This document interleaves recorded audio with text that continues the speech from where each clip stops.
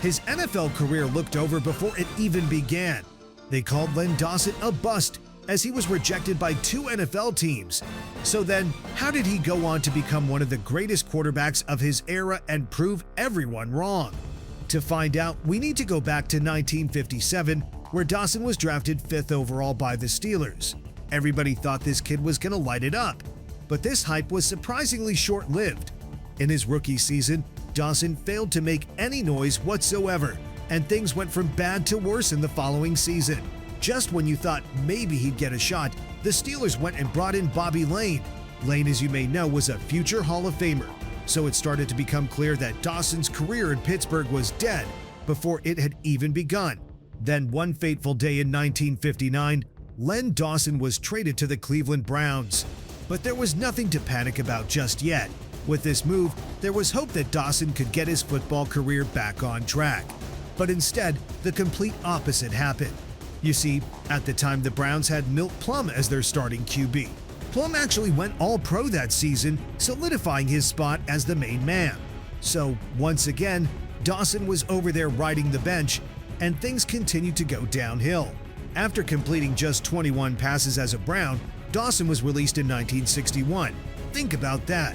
Top 5 in the draft, and 4 years in, you're already looking like a bust.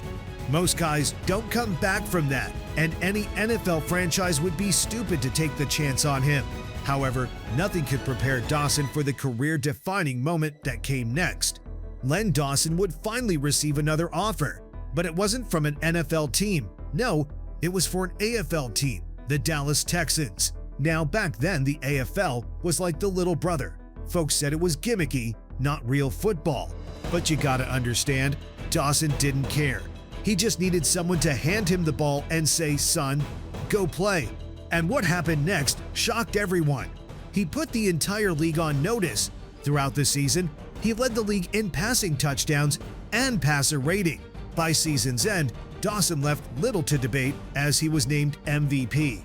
Dude went from NFL bust to the best quarterback in the AFL in one season. And the talent had always been there. But here's the thing. All that success in the AFL meant nothing to the NFL folks. Didn't matter that Dawson was tearing it up. They just didn't respect it. But Dawson didn't care. His performances only continued to rise. In the following season, he led the league in passing touchdowns once again. But you gotta give someone else his flowers too. Under coach Hank Stram, Dawson was able to play to his strengths. You see, Stram was known for his famous moving pocket scheme, and the offense was designed around Dawson's razor-sharp accuracy and quick release. My ability to handle the football. I could throw on the move, both left and right. And so Hank started featuring that phase of the game. And my strong suit was accuracy. I could throw the ball accurately, and I could throw the ball accurately up to 50 yards. Now, maybe he wasn't as flashy as Joe Namath.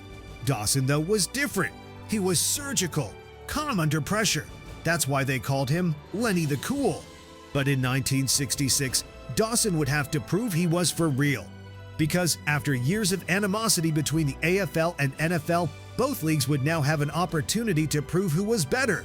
They called it the Super Bowl, and the stakes couldn't have been any higher for Dawson. But Len Dawson didn't crumble. First, he took the relocated Kansas City Chiefs to the AFL crown. His elite play was recognized as he was named championship MVP. Dawson was now headed to the very first Super Bowl, but standing in their way was Vince Lombardi's Green Bay Packers. That was a machine right there.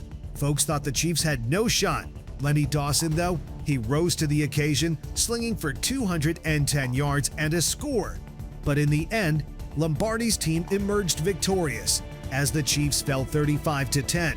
But here's the thing about Lenny the Cool, he never panicked. He just kept on playing, waiting for that next opportunity. By 1969, the Chiefs had assembled quite the team, and hope was in the air. Len Dawson rolled, sprinted, and passed the Patriots into submission 31-0. Len Dawson is the complete quarterback, a picture book quarterback, the AFL's all-time leading passer. But then things came crashing down.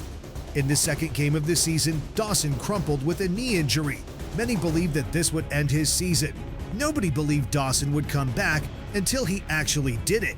Lenny Dawson only missed 5 games, and the injury lit a new fire in him. He rattled off game after game of throwing more accurately than any other QB. Then, once the playoffs began, Dawson took his game to historic heights. First, he led the Chiefs past Joe Namath's Jets, but what he did against the Raiders cemented him as one of the best pure passers ever. In the 1969 AFL Championship in Oakland, the Chiefs faced a 3rd and 14 from their own 2-yard line midway through the 3rd quarter. We knew that we couldn't give them too many more opportunities in our territory, so the 3rd and long situation was critical at that point of the ball game. We had to have it. Len Dawson's brilliant deep fade to Otis Taylor sustained the Chiefs' game-winning drive.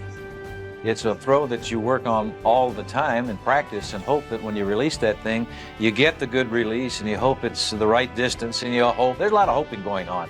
And another look at the Raider coverage by George Atkinson and Willie Brown shows why it may be the most perfectly placed pass in history. Len Dawson's perfect pass helped the Chiefs make it to another Super Bowl. This was the moment he had been waiting for. Think about it, he'd already been to the first Super Bowl and lost. 3 years later, he finally got the chance to rewrite that story. Folks had been doubting him since Pittsburgh, but Len Dawson, he shut them all up.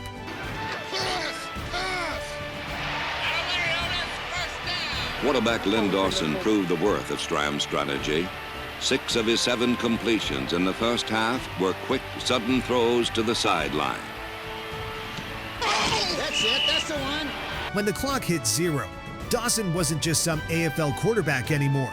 He was a world champion. Not just that, but a Super Bowl MVP. That, folks, was validation.